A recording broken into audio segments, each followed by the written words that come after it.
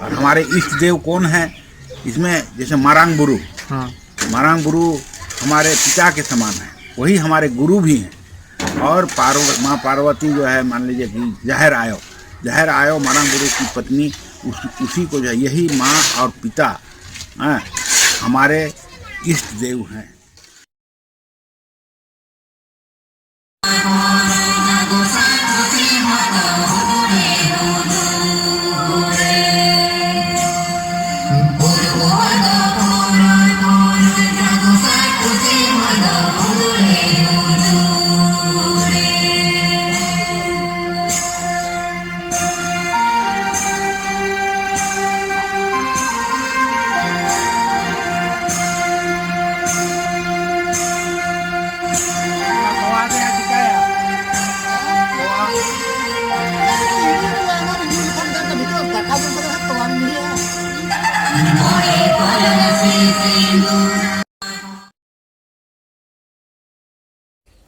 भारत दुनिया की सबसे प्राचीन सभ्यता, वह संस्कृति जिसकी आज भी करोड़ों लोग अनुयायी है।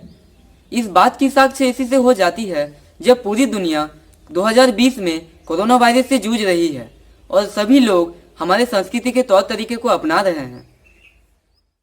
नमस्ते जोहार, मैं अविनाश मार्डी। भारतवर्ष के आज के एपिसोड में आप सभी का स्वागत है। आज हम आपको हमारे आदिवासी समाज के दिसोम जाहिर गाड़ के नायके बाबा यानी कि पुजारी जी से परिचय करवाएंगे। जोहार जोहार। गुरु जी, हम भारतवासी प्रकृति की पूजा करते हैं, सूर्य और नदियों को भगवान मानकर उनकी पूजा करते हैं। इसके पीछे क्या कारण है और हमारे दर्शकों को सरहुल पर्व के बारे में थोड़ा बताइए। अच्छा, ठीक है, बड़ी अच्छी बात आपने हमसे जानकारी लेने के लिए पूछा। देखिए, हम भारतवर्ष के जितने भी आदिवासी हैं, सभी हम लोग प्रकृति की पूजा करते हैं। अब प्रकृति यानी इस पृथ्वी के अंदर, इस पृथ्वी के अंदर जितने मानव हैं, जीव जंतु हैं, सबकी कल्याण के लिए हम पूजा करते हैं। केवल हम अपने लिए ही जो है पूजा नहीं करते हैं आदिवासी समाज, समझ गए ना। तो यहाँ जैसे मनुष्य ही नहीं, इसमें मनुष्य के जितने भी प्रकृति में पेड़ पौधे, नदी नाले और पहाड़ पर्वत, ये सब है, ये भी मानव जाति के जो है सहायक हैं। इसीलिए जो है वह भी बचा रहे, वह भी जीवित रहे, हाँ, और पेड़ पौधा भी हरा भरा रहे, फलते फूलते रहे। आखिर फलता है किसके लिए? मनुष्य के लिए ही फलता है। तो इसी निमित्त जो है हम लोग प्रकृति की पूजा जो है उस पर विश्वास करते हैं। जिस प्रकार प्रकृति का नियम है, हाँ, उसी के अनुसार हम भी चलते हैं। और जैसे 12 महीना में एक साल होता है, तो हम लोगों का भी जो है उसी प्रकार, जिस तरह पृथ्वी गोल है, तो मान लीजिए दिसंबर के बाद जब फिर जनवरी आता है, फरवरी मार्च अप्रैल फिर वहीं पहुंचता है, हाँ। तो हर महीने जो है एक एक पर्व उस प्रकार का हम लोग मनाते हैं आदिवासी समाज में, हाँ। और पृथ्वी के अंदर जितने भी प्राणी हैं, सभी प्राणी के लिए ही जो है, और सभी मानव के लिए, हम लोग कोई इसमें जात, हमारे जात को ही फायदा हो ईश्वर से, ऐसी बात नहीं। हर मानव का कल्याण हो, उनके परिवार में जो है कोई बीमार ना रहे और उन लोगों सुखी रहे, संपन्न रहे, किसी तरह की जो है गरीबी से वो जूझे नहीं, इसकी हम अपने इष्ट देव से जो है प्रार्थना करते हैं। और हमारे इष्ट देव कौन है इसमें, जैसे मारांग बुरु। हाँ। मारांग बुरु हमारे पिता के समान है, वही हमारे गुरु भी हैं। और माँ पार्वती जो है, मान लीजिए कि जहर आयो मारांग बुरु की पत्नी, उसी को जो है, यही माँ और पिता हमारे इष्ट देव हैं। घर में भी जिस तरह से माता पिता हैं, अगर बहुत समझदार व्यक्ति जो है, बेटा जो है, वो समझता है कि यही हमारे भगवान हैं, हमारी माँ और हमारे पिताजी, यही जो है मारांग बुरु और जहर आयो है। तो पिता यदि उसको उस प्रकार से मानते हैं बेटा, तो बेटे को जो है किसी प्रकार की असुविधा नहीं होती है। हर चीज़ की व्यवस्था जो है उनके माता पिता जो है उसको व्यवस्था कर देता है, क्योंकि उनका पुत्र है। तो इसी तरह से ही जो है हम साल में जो है सरहुल पर्व के समय भी जो है हम सभी गांव के लोग मिलकर, छोटे बच्चे से लेकर बड़े बूढ़े तक, जवान तक, बहुत हंसते खेलते जो है नाच गान करते हुए जो है उनकी वंदना करते हैं और चारों तरफ उनके घूम कर जो है प्रणाम पाती स्वागत करते हैं। और जो फूल, नया फूल जो इस महीना सरहुल के समय जो पेड़ पौधे भी जो है क्या होता है कि अपना पुराना वस्त्र को जो है वो ये कर देता है, पत्ता वगैरह जो गिर जाता है, फिर नया फूल, नया पत्ता निकलता है, उसमें नया फूल खिलता है। तो उस फूल को जो है, पुष्प को जो है सबसे पहले हम लोग सरहुल पर्व के समय सबसे पहले देवी देवताओं के ऊपर चढ़ाते हैं। इसके बाद स्वयं अपने उसको ग्रहण करते हैं।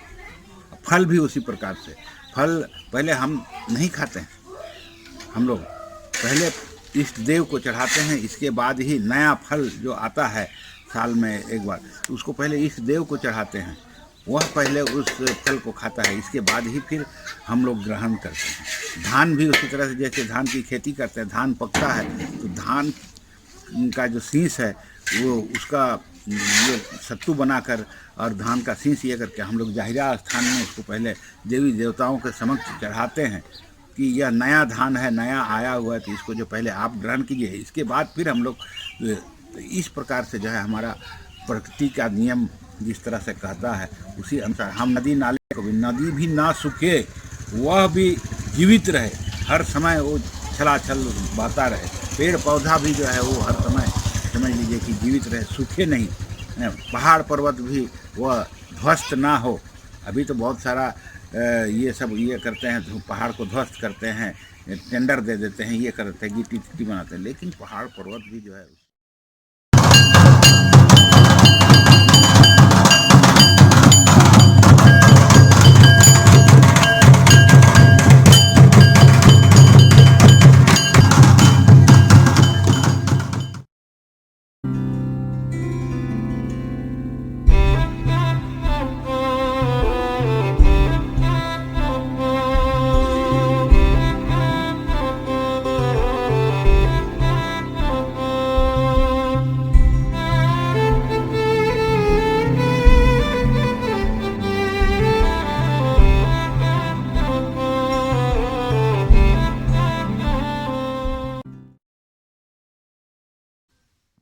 गुरुजी, भगवान मारंग बुरु और जाहिर आयु के बारे में थोड़ा बताइए। ठीक है।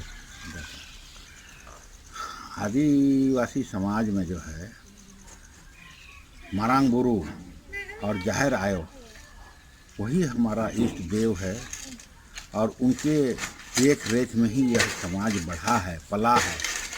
हाँ, और जैसे मारंग बुरु माने सबसे बड़ा पहाड़ को हम पूछते हैं आदिवासी समाज। अपने देश में जैसे सबसे बड़ा पहाड़ कैलाश पर्वत, अब कैलाश पर्वत में ही जो है मारंग बुरु वास करता है। हाँ, वो पर्वत हुए, हिंदी में कहा जाता है कि कैलाश पर्वत, कैलाशपति, हाँ, कैलाश पर्वत। और उसको महादेव भी कहते हैं, शिव भी कहते हैं, मारंग बुरु भी कहते हैं। अब पर्वत जैसे हो गया, पर्वत क्या हो गया, वो पुल्लिंग हो गया, और स्त्रीलिंग जो है, स्त्रीलिंग में क्या, पार्वती है। तो इधर मारंग बुरु और हम लोग जाहिर आयो कहते हैं, और हिंदी में उसको जो है महादेव और पार्वती कहते हैं, या शिव भी कहते हैं, या कैलाश भी कहते हैं। तो हर तरह से उनका अनेकों नाम है, समझ गए ना। तो उन्हीं दोनों को ही जो है हमारे आदिवासी समाज में जो है अपने स्तर से जो है मारंग बुरु और उसको जाहिर आयो का संज्ञा दिए हैं। और मारंग बुरु और जाहिर आयो ही हमारा सबसे पहले जो है हम लोगों का मारंग बुरु का ही पूजा होता है, इसके बाद और अन्य किसी चीज़ का जो है पूजा होता है। इसलिए मारंग बुरु जो है हमारे पिता के समान है, और माँ पार्वती जो है वो हमारे आदिवासी समाज को माता के समान है। आप कहीं भी जाके पूछ सकते हैं, तो वही हमारे माता पिता हैं। उन्हीं के छत्र छाया में जो है यह आदिवासी समाज जो है पहले आदिकाल से सत्ययुग से ही जो है उस समय से पूछते आ रहे हैं। और उन्होंने ही, मारांग बुरू ने ही हम आदिवासी समाज को जो है सिखाया है। अपना संविधान जो हम लोग राय रीत, ये हर गांव में जो है जो ये होता है नियम होता है, ये सब भी उन्हीं का बनाया हुआ ही ये है जो अभी तक चलते आ रहा है आदिवासी समाज के लिए।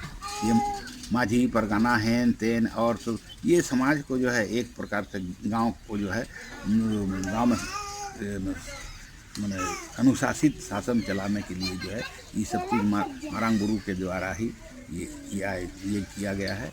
और उसी के अंदर अभी भी जो है समझ लीजिए कि ये चल रहा है। सत्ययुग से लेके अभी कलयुग तक में भी जो है अभी भी जो है आदिवासियों के अंदर अनुशासन है, एक साथ एकता है।